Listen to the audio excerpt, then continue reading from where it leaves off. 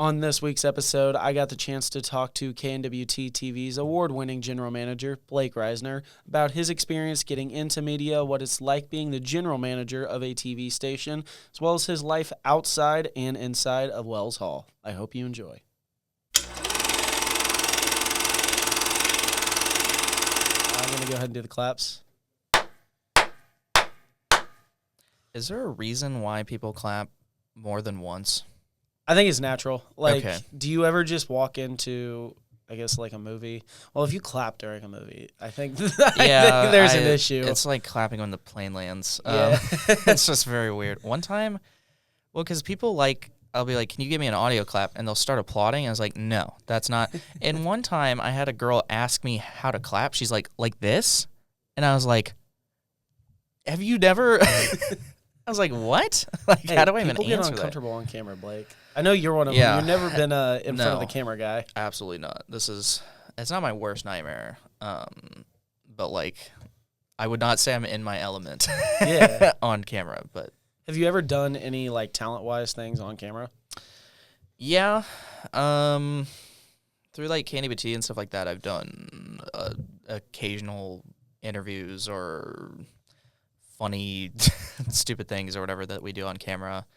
I've not ever been real talent for anything, I don't think. Not that I can remember, but yeah, that's kind of weird. Yeah. I know in high school you kind of built up the Jefferson City High School, which is right up the road from me. Yes. We can all agree we hate Blair Oaks. To all my Blair Oaks folks out there that may be listening to this, sorry, but we all hated you in high school. Unfortunately, but not really. Yeah. Because you guys dominated and everything. But I know talking to you kind of whenever I met you here, you talked about how you kind of helped build that program up, and then the tornado came through, destroyed everything, and then kind of rebuilding from there. Was that your introduction to media, or where did you get your introduction to being in this world? My introduction to media, my dad always had a camera around when I was little, and he would give my brother and I his old cameras and stuff like that, and we'd make some horrible horrible videos. And so it was always kind of a part of my life, I guess. It was always kind of, I don't know, in the realm. But my official first introduction was I knew going into high school because of my dad, because my dad's a teacher, or both my parents. Well, they were teachers, they just retired, but he had told me hey, that we have this really cool program. We're gonna get a video board put in. We're gonna get all this equipment, and I was I'd not really ever considered it before, but at that moment I was that I want to do that. And once I saw everything, I was this is cool. This is awesome. And it kind of blew my mind that we were even going to do any of this. And so that's how I got involved. There were people before me that definitely had more of an impact on that. Two guys named Austin and Gabe, who have gone off to do, Gabe's a photographer, and Austin works for the federal government now, which is hilarious. But they both still are within media and stuff like that, and they're super talented. They were more talented than I am now in high school. So they were super, super good at what they were doing. And so they kind of got that program started. The tornado did come through 2 weeks after that video board and all that equipment was installed. And so the tornado bent the video board and ripped the roof off the press box, which rained on all the equipment. And so they did not finish reinstalling everything until 2 hours before the first football game. And oh, wow. I don't think any production I've ever been a part of has been as stressful as that. The advisor we had at the time, his name was Brent Whelan.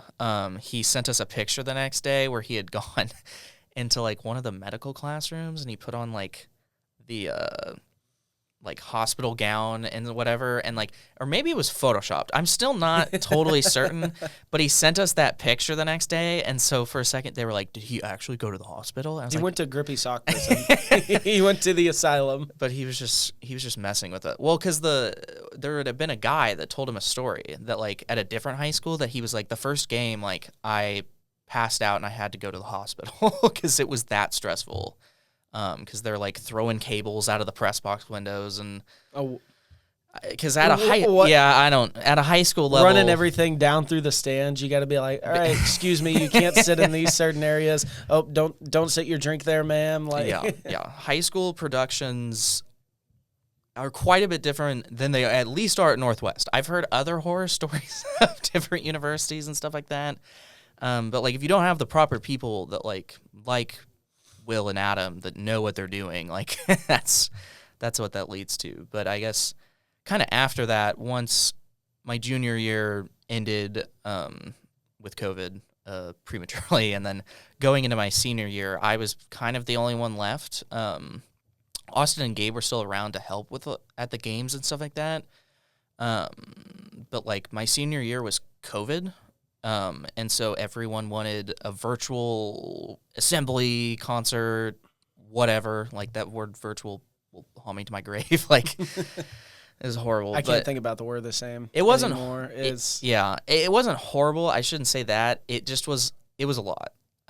Like I will never hopefully be as busy as I was my senior year of high school. Like on average, I was putting out like a 20 to 30 minute video every 3 weeks, plus like whatever else I had going on, like schoolwork, seeing my family occasionally.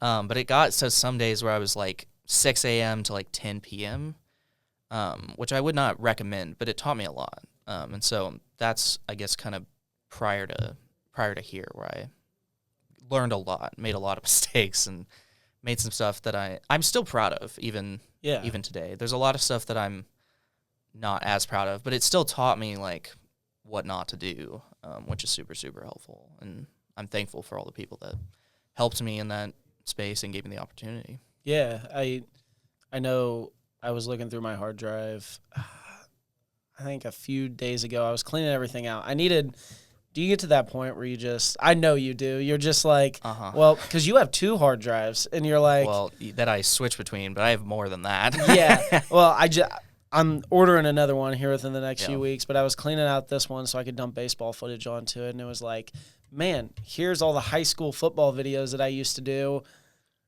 Those were a little rough. I went back through and looked through some of them. I was like, man, but also, like you said, kind of seeing that point where you came from, and I didn't get to experience high school productions. Part of me is thankful for that, because I think it may have scarred me from doing all the stuff that I did my freshman year at Northwest. It would have been a little more constructed. But you mentioned the like passing out and stuff. You weren't a part of Catvision this year, but when the video board went out is the worst experience I've ever had. Yeah. And I think I talked about it it was either Luke or Jake, and we were talking about it, and like the stream went down. The video board went down, except for 1 pixel at the very top, and Adam put like a "we know" up there, and that is the worst broadcast I've ever been a part of in my life. It was so stressful. I remember distinctly, like, because I used to do Catvision, and this year I was doing media stuff for Cheer, and of course everyone on the sidelines like, what happened? And I was like, do you think they texted me? Like I needed to know. Hey, Blake, we're trying to solve this, but we wanted you to know. Yeah, they're like, it's not like I was going to get up in the video board and fix it or anything. But I remember being like, there was a little bit of a part of me that was like, I'm not upset about not being a part of this right now. Because I was like, yeah, I'm sure I knew Will and Adam were freaking out. I'm sure all of you were freaking out, because I knew they were kind of like, it's broken. Yeah. Like, what are you going to do about it? So I do remember that. We carried forward. I know we were stuck on, I had to tell Killian, I was like, hey, act live the entire game, because when the stream went down, we were luckily we were stuck on the high wide camera. Yeah. So we at least had the game footage from there, but it was like you've got to act live the entire game. Yeah. We're probably going to have this for the next 30 minutes or something like that. I didn't know the stream went down. I just knew about the video board. Yep, stream went down as well. Stream went down first, and then the video board went out. Yeah. So we were freaking out about the stream, and Will was up there, and then the video board went out, and he sprinted down there. I saw him run over to the video board, and I was like, wow, that's bad. It's like, if they're calling him down, then something's wrong. But they got it fixed and whatnot. The people that do that, I think it's like audio visual. Maryville AV. Yeah, they're good at what they do. So they got it fixed. So yeah, so you're somebody that wasn't involved in sports aside from the broadcasting side up until college, and then you've kind of found yourself drawn to a lot of those things. What compelled you to go into sports media while you didn't have a background in sports? I kind of just generally like, I'm interested in stories. Like, I like storytelling. I like being creative in that realm. But I also especially like hearing individual stories. That's why a lot of my projects have been documentary interview based. It's just because like that's what I like to hear. That's what I like to do. And with sports, the storytelling is inherently built in. Because, on an individual athlete level, if you're operating at the top of your game, you're dominating, you're winning every game, match, whatever you're doing, like, that's a good story. But for me, and I don't know that everyone shares this, but, like, the athlete that's, like, struggling, that's, like, doing their best but just can't get over that line, I personally find that just as interesting, because we're a D2 school, but these athletes are still operating at a level that, like, I can't imagine. And, like, watching, the cheerleaders do what they're doing, because it's not inherently as a competitive sport, but they do go to competitions, and they're also, like, extremely athletic to do the things that they're doing. I just find super interesting. Yeah. I know with getting into cheer this year, it's a little bit different than some other sports where you have full games and stuff like that. What was that experience like? I hate the fact that I keep on using that term, but I know it's because I couldn't imagine shooting cheer. I'm not going to lie. I feel like because they have their routines that they do each time, and it feels like the same thing. So keeping that fresh does seem a little difficult. It is, for sure. I think it's, part of it was like, I enjoyed, just kind of getting, the sort of generic videos, photos, like, that helped me, get videos and stuff like that. The stuff that I tried to implement and just kind of didn't end up having time for was more like the documentary-based storytelling, and so I tried to do a couple things where I, like, followed some cheerleaders through the stuff that they were doing or whatever. But the thing that I really spent the most time on was finding different ways to promote each game. And so I think I missed, like, 1 or 2 games because I was sick and then something else. But for the most part, I had, like, a hype video style thing. And so it was a good way for me to kind of try out some creative video kind of stuff and kind of market them and try some concepts I had. But yeah, I mean, you're definitely right that, like, at first I had planned to, like, do a game recap, and then as I got into the first game, I was like, they're doing really well at what they're doing, but they do the same cheers at games. And so doing a market, or I don't know what I just said, doing a game recap for every game was not going to be helpful. Yeah. So I just did my best to figure out how to market them in different ways. And that's kind of where, like, the game recap was kind of where my photos came in, of just, like, a slideshow after games and stuff like that. And I also gave those photos to the cheerleaders so they could post on their own and stuff like that. Yeah. It seems like this was more of a year where different sports started getting more attention. I know we've talked about this before, but, like, traditionally it was football had their people. I think they have 3-4 videographers and then, like, 2 photographers. So it would take a lot, and then basketball would always have a guy, and then you really didn't see a lot from other sports. But then you coming in and doing cheer, Kayleen doing women's basketball, me doing baseball. It feels like a lot more sports are starting to get coverage here on campus. That's, like, when I was in high school, I guess something I didn't mention is that, like, when I worked on my, like, virtual assemblies or whatever I was doing, because the assemblies was a big part of that, because those happened just about every 3 weeks. It was super important to me that each one of those sports and clubs and organizations, or at least as many as I could get to, got recognized, especially during COVID, because, they weren't able to go to competitions. They weren't able to be recognized in the ways that they were usually recognized. And so it was important to me that, like, they still get that experience. And so coming here, I've just always felt the same way of like, even though, like volleyball is maybe not as popular of a sport, at least here as it is maybe other places, but they're still doing really well. And even if they weren't, it's still not a reflection of, that they don't deserve the attention, because I think the more attention and the more hype you bring to a team, hopefully the better they're going to do. And it overall just, to me, creates a better campus environment. I think football games are cool because they're big kind of community events rather than sporting events. But past that, and they're definitely bigger, so they just get the attention that they deserve. But I also do believe that it is important to cover everything. And I think that, like, next year I plan to be a graduate assistant in the athletics office to kind of help them with their media stuff. That is definitely something I'm interested in pursuing, is that, like, one, for me, the cheer stuff was a great opportunity to help my portfolio and do that kind of stuff. I know that you and Kayleen have also gotten a lot out of that. Former videographers, photographers have gotten a lot out of that as well. And so I want that for media students, but I also want to see if we can increase the engagement across all of the different sports and kind of not raise awareness, but like put them out there. It essentially is. And in essence, you are raising awareness because, I mean, traditionally it's baseball, or traditionally it's football, basketball, in the two big sports. And I mean, this year neither of them really had a great year up to standards. And I mean, our best teams right now are genuinely looking like track's always going to be one of the better ones on campus. But baseball team's doing good. They're above 500. They have a game here later today, and hopefully they can win again. But no, it really is bringing awareness because it's big with recruitment as well. I know, talking to Tony, the head coach for baseball, he's like, we're going to use your videos to recruit. His one request was show the dugout atmosphere, show how the players interact, show the hype that these guys have for each other.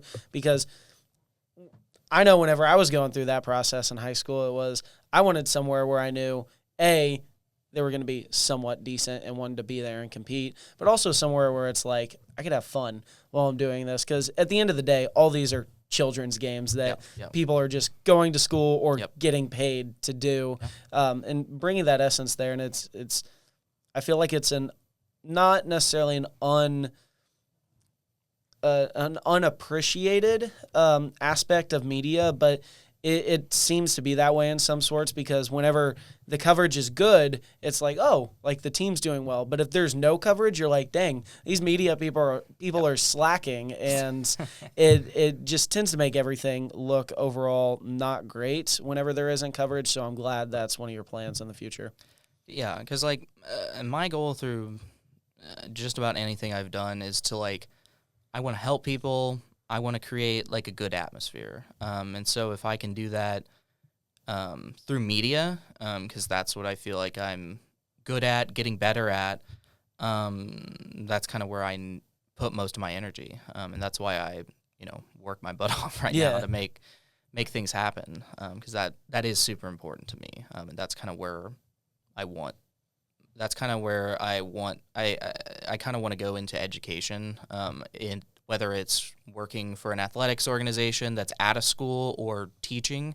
That's why I want to do that. It's because I want to help people create that positive atmosphere. Yeah. Speaking of working your butt off, KNWT, probably your biggest involvement. Not even probably, it is. It is. It is your biggest involvement. You're the general manager of the station, and just listing off a few here for, I mean, we're both on exec, and we know, but like different viewers, I mean, second best college television station in the nation, numerous national state awards. Like, what was that like getting into it? I guess first starting off, how did you get into KNWT? Yeah.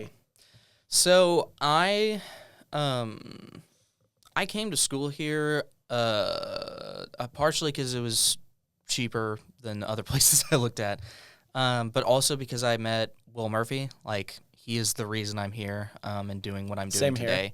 Here. Yeah, because after I saw his energy, the amount of passion he brought to everything that he was doing, and the amazing equipment, like the stuff we're using right now to do this, and the TV studio upstairs, the broadcasting truck, like all of that was here and we could use it. And again, that like blew my mind. I was like, I guess like hope coming out of high school, because I remember saying this to people that like, I want to be somewhere where there's other people that want to do media.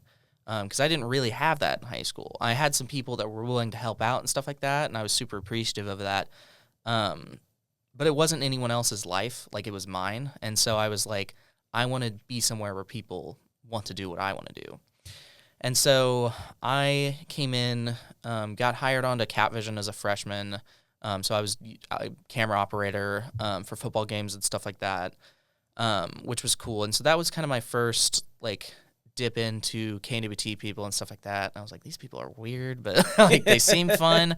And I'm like more of a quiet, reserved person at first and stuff like that. And so I was like, I know I'm going to do that eventually.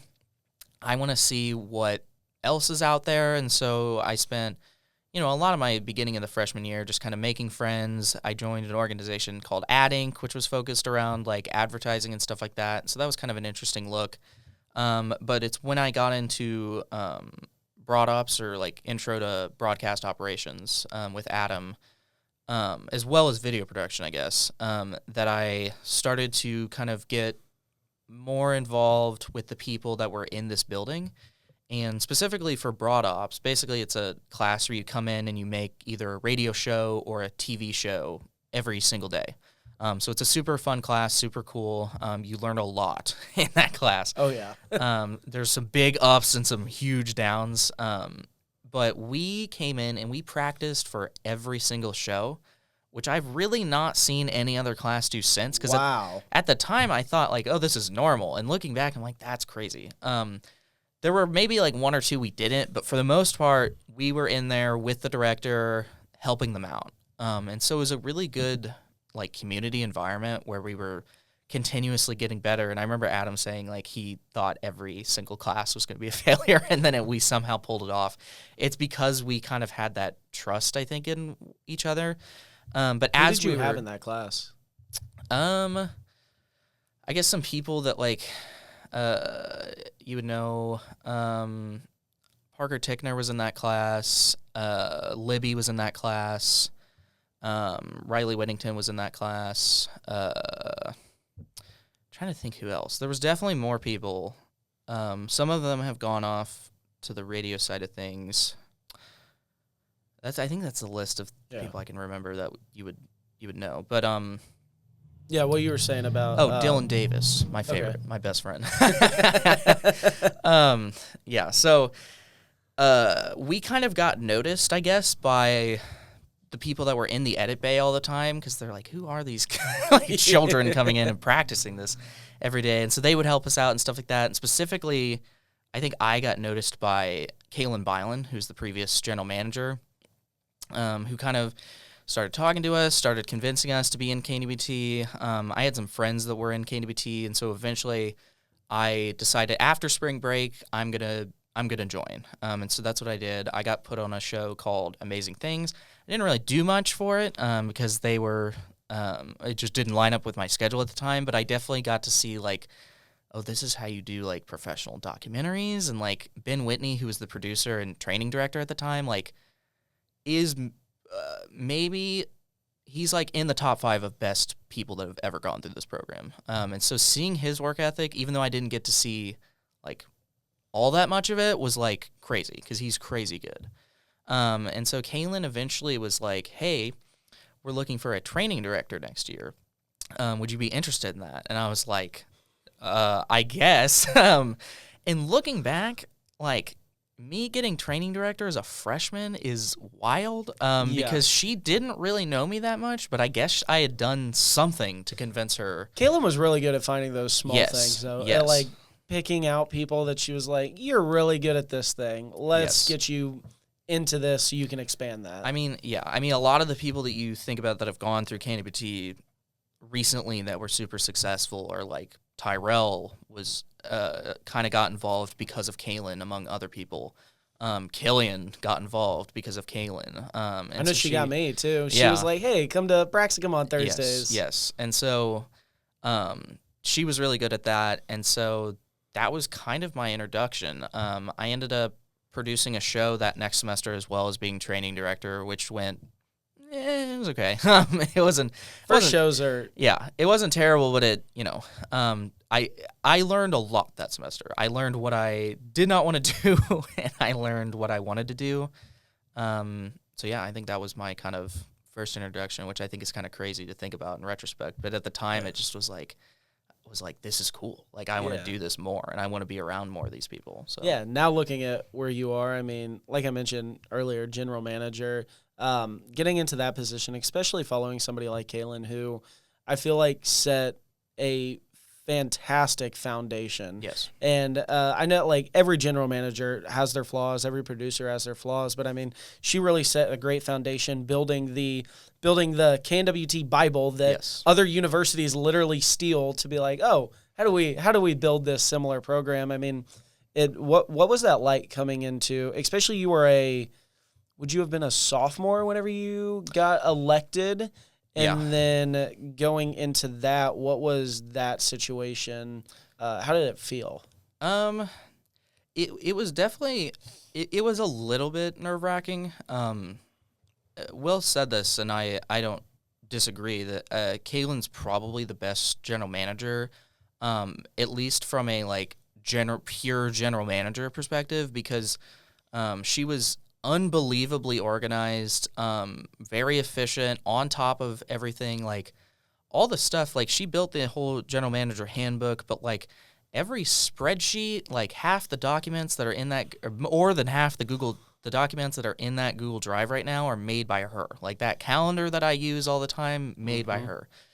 So she like, I mean, that helped me out immensely because I didn't have to do that. It was already pre-built there.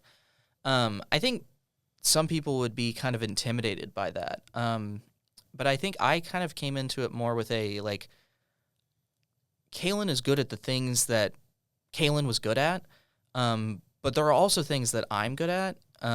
Like, I was in student council for 7 years. I was in charge of various clubs and organizations within that, and I also was in charge of the multimedia club, and so I knew how to lead a group of people. I think my goal was to not screw it up, essentially, because a lot of KNWT was just going so well, and so I kind of came at it as like, what can I continue to do well, and what are some things that I would like to improve upon? And so that's kind of where my focus around improving live productions and focus around improving our social media, which is what you do for us, kind of came from. And so I was like, that's going to be my focus, and the rest of it's kind of just like continuing, like I said, what she did well.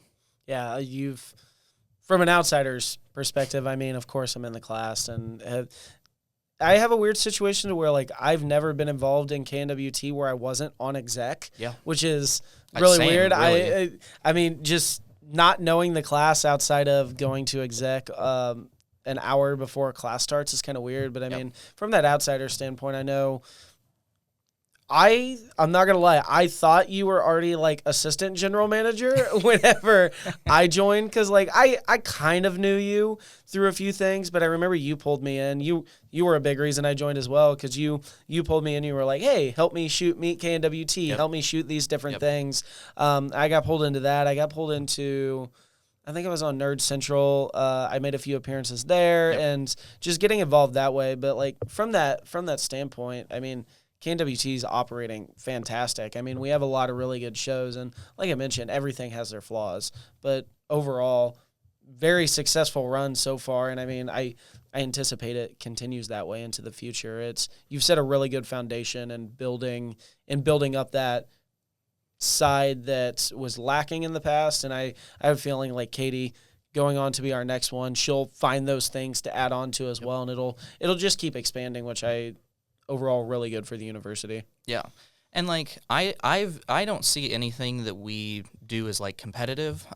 Like being the second best TV station among D2 schools is a really good feeling. But anytime people ask me like what are those other schools, I honestly don't No. And I it's do. not Colorado State.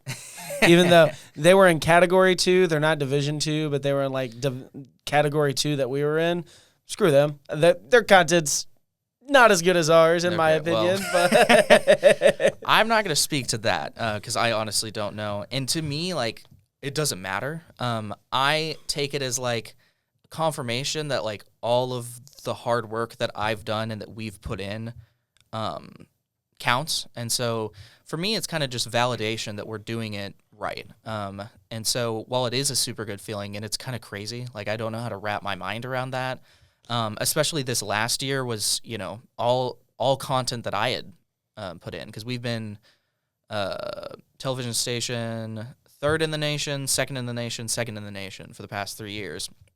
And that third and second was Kaylin, and so this most recent one was me. And so that kind of felt good of like, you know, what I'm doing has been working. And so that was a super nice feeling. And I think I kind of alluded to this, but like I see the stuff that Kaylin did is like I'm just kind of building on top of it. And so I think Katie will continue that. And honestly, I think she's probably more well-suited to kind of take KNWT in more of a social media route, because a lot of my focus early on was on live productions and stuff like that, because that's where I feel more comfortable. And I do not feel comfortable with social media, which I'm glad that you're here and you and Emily are doing that now. And so that's kind of where like social media is now just this semester gotten to a point. And every general manager has 1 to 2 years. I could have done 3, but I want to do other things. I said I didn't want to take away the opportunity away from the youth. You know, like I've done my time. Yeah, old man. Dude, I feel old.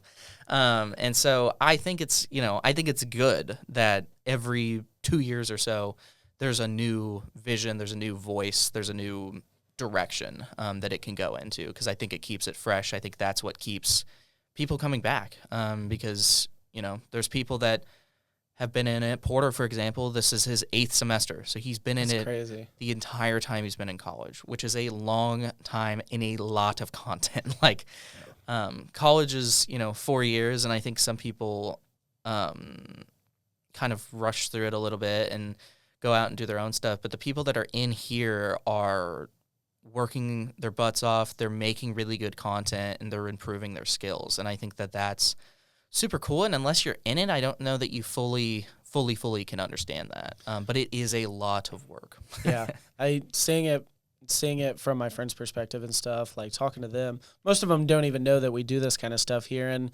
I always enjoy talking about it. And then whenever you do, it's like, wow, you guys do all that stuff. And even my coworkers, one of the guys that comes into the pub all the time, he does construction and like remodeling and stuff. He did Marla's office upstairs, and he just tells me, he's like, yeah, Jason, I saw you on the TV in there.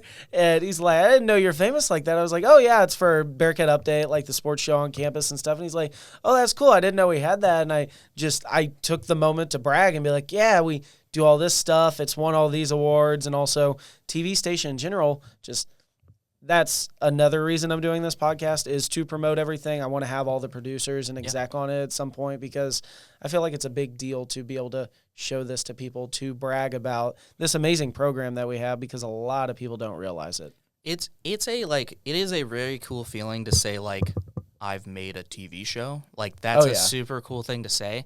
And even when you're doing it at a college level, like, our content has gotten to the point where, like, it could operate on a, like, real professional level. Even from just when I was, first coming in, first-time producer, training director, to now, like, the content every semester has gotten so much better since then. And so I think we've been operating at, like, the kind of highest capacity, and it's a really good feeling. Like, I do have that, like, kind of proud parent feeling of like seeing shows that, like, I talk about for, like, 5, 10, 20 minutes, on a weekly basis about, like, here's a couple things you could change, whatever, and see them take that and run with it. And you know, it is a super good feeling to go out and see them succeed. And not just the producers. Like, there are super, super talented people that aren't producers that are just amazing creatives. And so we have, like, I think over 50, I think, people, maybe over 55, but at the very least, over 50 people that are involved in some capacity right now. And so that's a lot of people to keep track of. Even fraternities and like sororities have like hundreds of members, but like even most organizations can't get 20 to 30 people to do something like that on a weekly basis at a professional level. And it is sometimes for sure overwhelming, but it is a like super rewarding feeling of like I said, being a little bit of a proud parent, but also like being able to be friends with them and have that, like I said, you know, the whole goal of what I wanted from high school was like, I want to be in a group of people that is excited about media as I am. And so like, I will be excited to graduate. I'll be excited to be done with KNWT, but it'll also be hard because this has been my life for the past, 3 years. But I don't know. It's a super rewarding feeling. It's gotten me where I am today. So, are you gonna miss the Sonic runs and all the money that you've spent on Sonic food, and then that people don't repay me for? Yeah. Oh yeah. No, it's I owe you, what was it, $5 in some sense. I will pull that money out of my wallet and pay that to you at some point.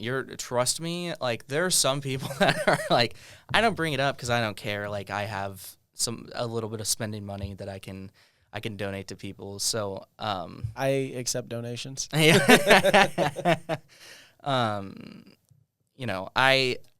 want everyone to be successful. I'm cool to hang out with everyone and do whatever, so I'm not super upset about it. What's your go-to Sonic order? I'm gonna stick on Sonic right now because the amount of times that you're like, I'm going to Sonic. Do you guys need anything? Yeah. My go-to, I mean, like, I don't, like, because it's a lot of snack food, like, it does not make me feel good afterwards, I'll be real. But there's a lot of deep fried. Those mozzarella sticks are, like, on a different level. That's, like, the only thing that I, like, will sit around and crave. The rest of it's just kind of added on to it. I mean, like not strawberry. What am I? Cherry limeade. Not the strawberry limeade. I'm not that crazy. I've not had it. But the cherry limeade's pretty good, so. I always get the slushes because if you get the app, it's like half off drinks and slushies. Yeah. So the slushies are as cheap as a drink from McDonald's. So I'm like, well, might as well get a large slushie here from Sonic, which is I always get the cherry limeade or strawberry lemonade slushie. They're awesome. I'm more likely to get a like ice cream or whatever than I am a slushie. I don't know what that says about me, but if it makes me a bad person or it says you're thick and coarse. I don't know about all that. Thick-skinned, coarse skin. That's why the mosquitoes aren't attracted to your skin. That is true. They love my brother. They do not come after me. I don't, I was going to say maybe he's a sweeter person than me, but he's definitely not. Grant, if you're watching this. Looks to an invisible camera over here. I'm not sorry. Hey, being in KNWT and in media have also changed you both mentally as well as physically, grown the beard now. I do have a beard. It's despite popular assertions, there's a guy through KNWT who is infamous, Joe Jinx, Joseph R. Jinx. I don't know if that's his middle name. His middle name's Earl, which I wish I was joking. Earl, Joseph Earl. I was like, what are you, a time traveler from the 1940s? Like Earl? Time travel Earl. Yeah. He grew a beard, and everyone's Will Murphy Jr. Yeah, well, he's a little Will Murphy. He worshipped the ground that Will walked on.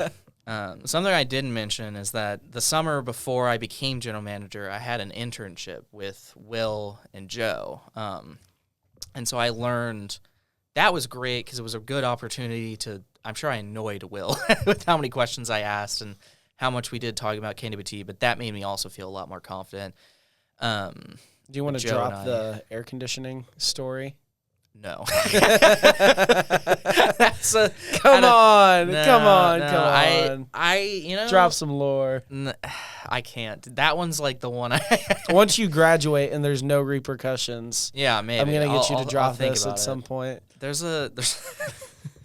Joe, Will, and I got Michael Jackson. Got up to a lot of shenanigans. There was a Michael Jackson glove. Oh my gosh. There was an air conditioner. Joe, separate story, almost poisoned himself one day. What? Have you not heard that story? No. He it's kind of a long story for this, but he like tried to make a vinyl bowl in the oven, and then I did. Yes, I do know that. And then he decided he saw that his oven had a cleaning feature. He's like, "Oh yeah, I'm gonna clean it." And then he realized that the vinyl bowl leaves behind toxic chemicals in the oven, so he was like really worried that he had poisoned himself. And we were like, "What did you think was gonna happen?" He goes, "Well, I thought like water nozzles were gonna come out and clean it." And I was like, "It's an oven." Like, that's my favorite part of that story. Is the fact that he thought his oven was self-cleaning. Yep, like a dishwasher. It was gonna come through. Joe is a very intelligent person when it comes to engineering, 100%. Technology, but if you ask him about history or general life tips, yeah, oh God, he's probably the most angry I've been in this building has been at Joe. But he and I did learn a lot through our time here, and he was he was my training director last year, and this year Tyrell's been my training director, which I've always seen as like my number 2, and so they've both done a great job. So. Yeah. What was I'm gonna go back to it because I crack up every time. What's your favorite Joe story? My favorite Joe story. Well, and then we can share. Pizza there's Ranch some. There's some of them that are not podcast appropriate. Probably just the series of events in Las Vegas last year that started with us getting onto the plane, and because we went out to Las Vegas for NAB, which I actually don't know what that stands for, but it's a National Association of Broadcasters. Yeah, that sounds right. It's a big broadcast media technology conference. I think it's like the 3rd biggest convention that goes through Las Vegas every year. I mean, like, to give perspective, it's like people like Linus Tech Tips, Marcus Brown, like all those guys come and cover the new technology that comes out. Well, and like, you'll have like Adobe and DaVinci that have like huge booths and stuff like that, and you have like smaller brands that have booths throughout. And so there's a lot of cool stuff to look at there. And we get the opportunity to go. Students do every year, which is cool. And so Joe and I were literally, walking onto the plane. Like, we were stepping onto it, and he looked at me and he goes, "So are we going east or west?" And I at that point was like, this is gonna be a trip. So yeah. He didn't hear. He did not know. The fact that he didn't even he think did not to be know. like, let's look at a map. Which one is Las Vegas? He had asked Will on the way down to Kansas City to go to the airport. He's like, "So where are we going?" And Will just kind of laughed and was like, "Oh, we're going to this convention center and whatever." And I knew that that's not what he was asking. He meant he knows Las Vegas. He's heard that of that. He knows of that. doesn't know where it is. Yeah, no, he has no idea. And so, so after the plane, well, I remember there's several things. I remember we got into the hotel room, and he goes, "I call top shoe drawers," and I was like, "For what?" And he was like, "1 for shirts, 1 for pants." We were there for 3 days, so I was like, "What?" He spent $35 on Jelly Bellies at a fancy candy shop where they had like actually interesting candy. But he buys what you could buy. Yeah, because here for cheaper. Will was like, "We could have just gone to CVS, like, whatever." I like.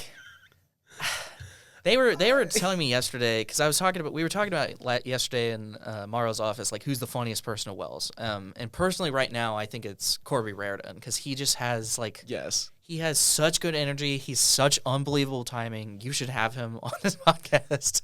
That would be awesome, yeah. Because he's so funny. But they were talking about how, like, Joe and I were, like, some sort of comedy duo, which I don't know how I feel about that. But we were definitely, like, You were like the Blues Brothers. Because, like Joe was like the crazy, wacky one, and I was like the one scowling off to the side. You were like the Will Ferrell to his John C. Reilly. Yeah, that's a good. Always just like, what did you just say? Like, you were. Who was the tall? Was it Bert or Ernie? Was Ernie the short, like happy-go-lucky one, and Bert was the? I feel like Bert's such a name. I think you're right. You were more of that Bert. You would like scowl at what he did, but you're like, oh, buddy. Like, so it was funny, for sure. Sometimes it was a little bit like, I need to get away from this guy or I'm gonna lose it. But I don't know. I appreciate the atmosphere in Wells, because like my family, like we all joke around with each other, whatever. We don't take things. We probably should take things more seriously sometimes, and so everyone's always making fun of each other, making jokes, and so it's a lot of the same energy here, which I appreciate. And I'm not a big compliment person. Like I'm sitting around like think it's so high and mighty in myself. I appreciate when somebody is willing to make fun of me a little bit, and we can joke around and stuff like that. So we have a good atmosphere around here, and no one's too high and mighty above anyone else or anything like that. Or at least I do my best to make sure that's not the case. Yeah, I would agree. And I mean, one of the highlights that I had whenever I came through, I was touring on a Saturday whenever I toured here, but I know Will mentioned, I don't know why this always stuck in my mind, but for legal reasons, this is a joke. I have also done a Wells Hall Sunrise, and it's like he was talking about it. He's like, yeah, like we're the Wells Hall squatters, which I wish I could get one of those stickers. I never did. But he was like, yeah, like those couches, people donate blankets because people will spend the night here. And I'm like, that just blew my mind. And for some people, it'd scare them away. And I was like, I want to do that because that sounds awesome. We have, if there is any university officials listening, there are no longer people sleeping. Yeah, there aren't. There are no longer people sleeping. These are all people that graduated. I'm trying to think of who it would have been. It would have been, crap. It would have been like 2 years ago that. Yeah, it was longer. It would have been 3 or 4 years ago. Yeah. I'm trying to remember her name. The girl who she used to host, I think it was Gen 2, had her own show. I can't remember her name. But she was my tour during I came for a scholarship thing. Yep. She was my tour guide there, and she was one of the people that I saw here and all that stuff. But the couches in general are super awesome and not to sleep on, but the atmosphere of people just sitting on the couches, eating lunch, the professors coming to sit on the couches, and I mean just talk with us, wanting to bond with the students, wanting to actually get to know us outside of just a grade. Yeah, it's a very different environment than most other departments on campus. Not that those are bad by any means, but it's just so much more involved. And I know, Adam and Will, who are my professors, on a semi-personal level, and going into athletics, I'm going to be working with them. They were both of them were so you're going to be our boss now. And I was like, I don't know if I feel comfortable with that connotation. But, I've worked with them a lot and stuff like that and would consider them friends. And so that's a super cool feeling that you are able to be, get to know your professors on a personal level and are able to get that respect and stuff like that is a super cool environment to be in. So yeah, I mean, Offit's one of the ones I always think of as well. He is such an interesting person. I mean, I don't think he expected anybody to any students, but he was on a podcast a while ago.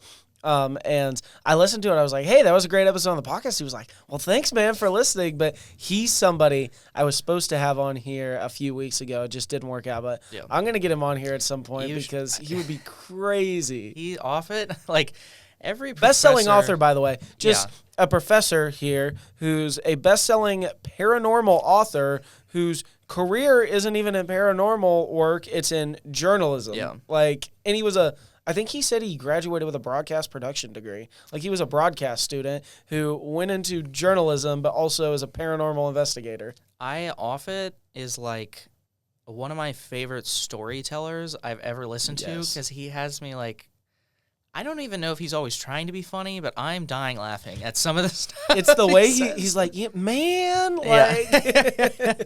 I've never heard someone be so excited to talk about house fires, but he was like, and not in like a he's starting them kind of way, but he was like just the way the fire would work, and he's like, it's unfortunate people lost their homes, of course, and then he, I don't know, he's so funny, and he's so passionate about what he's doing, and we have a lot of good professors in this building, and a lot of people that like each professor is like its own like character. Like Yes. they could do like a version of like The Office, but with just the professor. Yeah. Because they're all a little crazy in some way or another, and so that dynamic would be insane to like. Okay, 100% though. I'm using that as inspo for like a short film or like a show at some point. Just call it. I'm gonna call it Wells Hall. I'm gonna straight up steal the name and make a show about professors at a university and the vibe between. It's gonna be my next Office ripoff. I'm copywriting that. Don't steal any of these ideas. You could take that one. But yeah, it's a really good atmosphere. Really fun stuff like that. What do you do outside of Wells? It's assuming I leave. What you do leave. I do leave. We established that. that. I do leave. I do not. You're doing a better job of that this semester too. No, like, you're taking time to yourself and doing stuff. Yes. This semester I've put more focus. It's funny hearing. I listened to last episode and Tyrell was talking about taking care of himself this semester, whatever. Like I absolutely had to do that too. Just because I have a lot of anxiety issues and stuff like that. I always have, and so figuring out healthier ways of managing that, because this job is great because it gives me stuff to focus on and stuff like that. But when I leave the building, I don't have that, and so I have to find some way to ground myself to where I'm not just keeping myself up at night thinking about KNWT, and it's been a lot better. I recently. There is a lot of just like I'm in Wells, but I'm just hanging out that happens. That like these people are all my friends, and so like I consider that like outside time of here. I'm just probably usually distracting them from doing their work, or they're distracting me from doing their work. But those are good interactions to have. I've been watching more TV and stuff like that recently. I just finished Severance Season 2, which was amazing. Don't spoil it. I haven't even seen Season 1. I don't know how I feel about the end of Season 2. I'll be real, but still amazing show. I am trying to get you on that Invincible train. I'm on episode 6 of Season 3, I think. Of Season 3? Yeah. I thought you knew I watched it. I don't. I think I did. I couldn't remember if you'd seen Season 1 or Season 2. Yes, I've seen. Did you watch the Adam Eve special too? Yes. Okay. Yeah, and I've seen The Boys and stuff like that. I have a hard time keeping track of like current stuff because I'm a little bit of a boomer.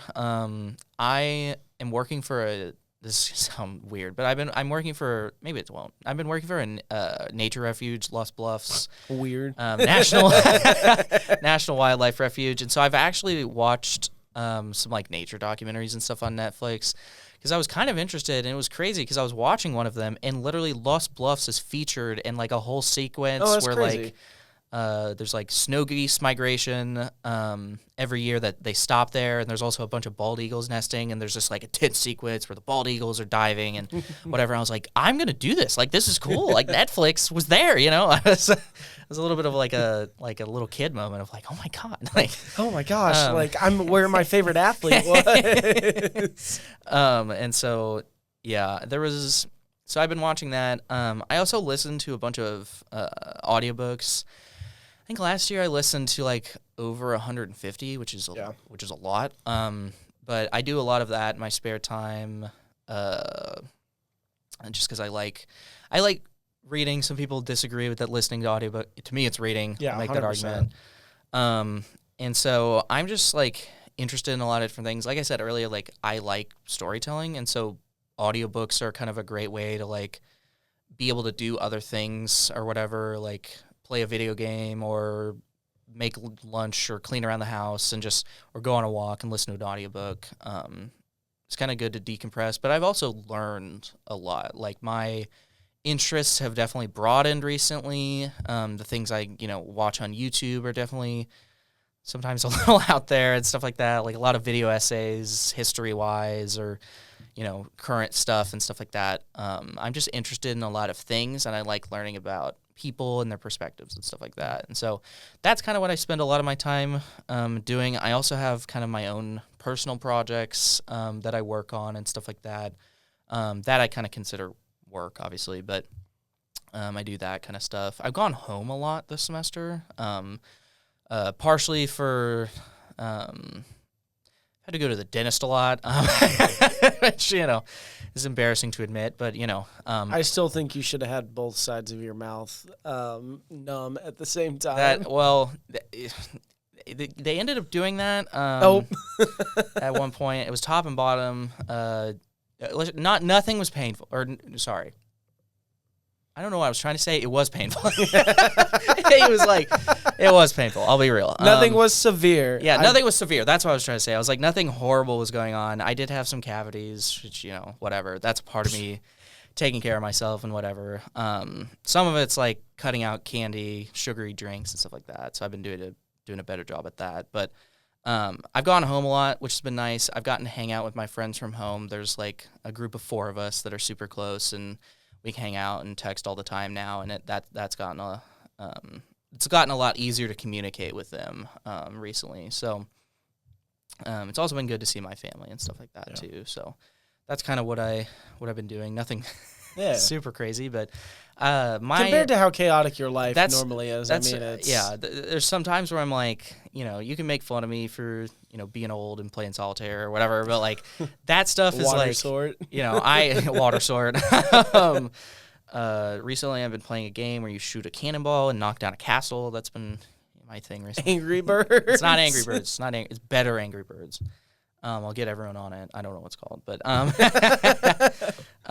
but yeah, there's usually something crazy happening here and on a daily basis. Like I think I was on the phone with my mom maybe last night or the day before, and she was like, "It just seems like there's something like it never stops." I was like, "Yeah, that's kind of it's kind of how it is," and I enjoy it. So it's nice to leave here and chill out. Yeah, what's been your audiobook obsession topic lately?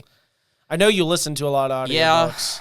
Yeah. A lot of true crime stuff too. True crime was my thing over winter break. I had to stop that because it gets a little bit kind of dark and stuff you just like that. get. I don't know about you, but I listen to a lot of true crime too, and it's like I can't be in my house alone. No, if I'm listening to true crime. When I get paranoid about like I'll hear a bump in the night and freak out or whatever. Recently I've kind of just slowly been getting back into it. I've listened to some just good I don't know. I listened to a book about Theranos and Elizabeth Holmes. I don't know if you're aware of that. I'm not.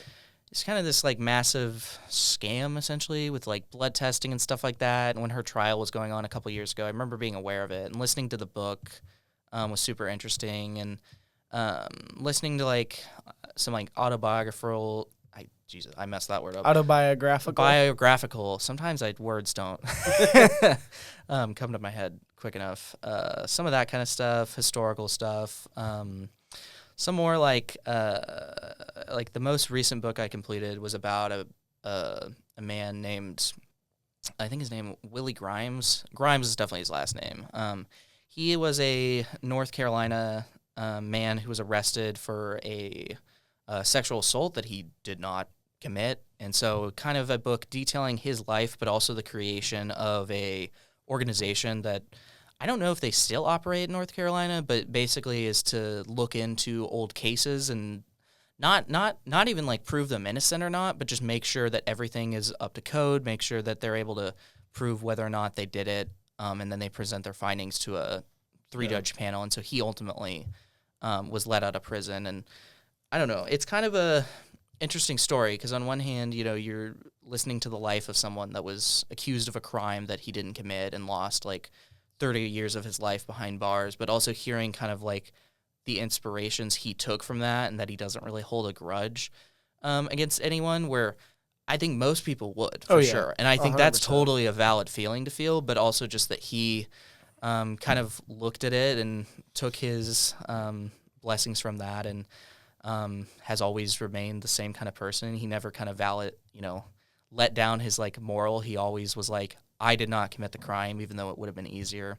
It's kind of just an inspirational story. I think it's also, for me, kind of a look at that, like, there is often more to a story that's more nuanced than people make it out to be, especially, with news as it is right now. There's a lot of, like, you're on one side or the other, when there's a lot more to be gained by looking into an issue and stuff like that. Yeah. And so that's kind of where I'm interested in, just hearing different people's stories and stuff like that. So. Yeah. I listened to a lot of kind of along that lines. I got into the channel Fern on YouTube, which their animations I love. And the fact that they put out a video like every week over something different. Yep. But just learning those odd historical facts, which is also why like Wendigoon has been one of my favorite YouTubers since I discovered him, I think like a year and a half ago or something like that. But kind of those just odd historical things. Now, you'd probably be able to give me better advice on this. My trouble with audiobooks, I think I have 4 credits that I haven't used. And it's not that I don't want to use them. I just have a hard time. Okay, what do I need to search for books? And like whenever I search certain books, like I feel like there's a lot of junk that comes up, and there's a lot of just popular books that come up. I did find one that I just recently spent a credit on, which is Chaos, about MK Ultra and all those. Kind of all that stuff with like Manson and all that stuff. I plan on listening to that because I think that whole time period is really cool with like the FBI stuff. But how do you generally find like books? Yeah. So I use an app called Libby, which I would highly suggest to anyone. You get a library. I need to get my library card. Yeah, if you can get a library card. I have one for Jeff City, one for Maryville. It allows you to put books on hold, and I'll also have a certain amount of books checked out at the same time. It's a great free way to do that. And so that's what I use a lot. I still do have an Audible subscription that I'll like buy a book usually after the fact, because I like to reread stuff too, because I pick up stuff every time I reread stuff. I use an app called Goodreads, which I think we've talked about before. That I have it downloaded. I've just never really used it. That gives me some good suggestions. The reviews on there are usually pretty helpful, because usually if something is above 4 stars, it's usually something that's pretty decent and stuff like that. Sometimes not so much. Sometimes there's 3-star books that I've really enjoyed. Yeah. It's kind of like a Letterboxd review, and the fact that it's like purely community-generated reviews. Yes. And so, and you also have to think about that, like, certain audiences are going to love a book, and so that might not be for you necessarily, but you do have to be careful, because there are, anyone can write a book, which is a great thing, but you do have to watch out for, like, misinformation and stuff like that, which also the reviews can definitely help out with, because there's been topics that I'm interested in that I'll look up, like, what are books on this subject and stuff like that. Like I was looking for a good book about last night about like Hedy Lamarr, who is an American actress who is, I'm not quite certain exactly, but she was an American inventor, which is why I want to learn more. And I think she's credited with inventing Wi-Fi, or at least the technology. I feel like I've heard that name. And so I read that there was a good documentary, but I also read some stuff that were like, these are the books to avoid about her because they're not. Yeah. And she didn't like it, or, stuff like that. And so you just have to pay attention. It usually goes that kind of like extra step of like not just looking at the reviews and kind of digging in a little bit deeper. Can you search specific topics within? Yeah, kind of. They have like, it's a lot of like, what are the top books within this like category, basically. And so sometimes those can be good because those are usually pretty solid books and stuff like that. I also just get a lot of suggestions from things that I watch that are like listed as sources and stuff like that. Like the thing I like about Fern, specifically, not to like fully jump back into that, but they list out all their sources and stuff like that. And they also have like little tags on the video when they're talking about facts versus when they're talking about their own opinion. Yeah. I think that's a great model. I think most other channels should take advantage of that. But I also just get a lot of suggestions from people and just kind of save up a stack of lots of stuff. Like my like want to read section, I think, has like 400 books in it, which is way more. At that pace, you said 150 last year. You'll be there in. I hope to hit 200 this year. I've not been doing it good so far. I'll be honest, but yeah. You kind of just, once you're, I feel like, involved in that, you kind of just get into it, and the more you talk to people, the more stuff you consume, the more you kind of lead yourself to getting to other books and being interested in other things. And there is something to be said about like citing sources, referencing sources, being upfront and clear about that, because you can learn a lot from going back and referencing those sources. And so for me, like, that broadens my view of a topic. So yeah, nice.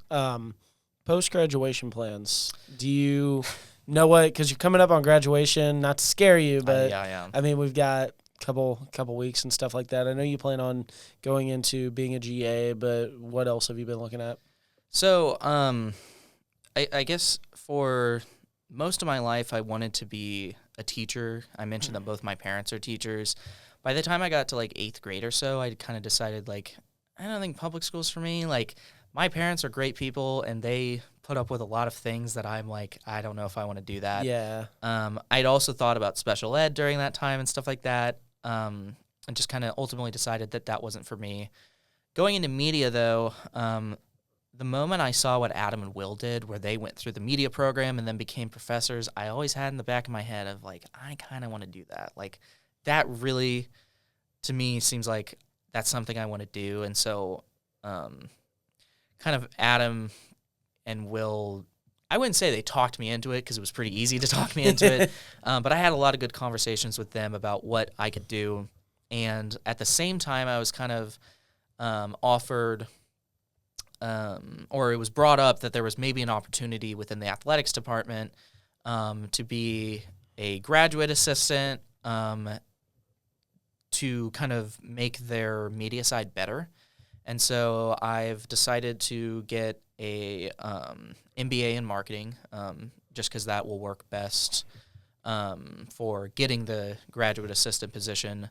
And it's also something I'm interested in, and that I've gotten more interested in the more I've thought about it too. We both had I think it was advertising case studies last semester. That did kind of, so it was not something that I thought was going to interest me at all, but that I actually really enjoyed that class.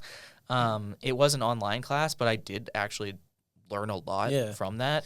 It drew me into, I'm taking ad campaigns this semester, and doing, like, it's genuinely spawned an interest for me as well. So I definitely feel you on that.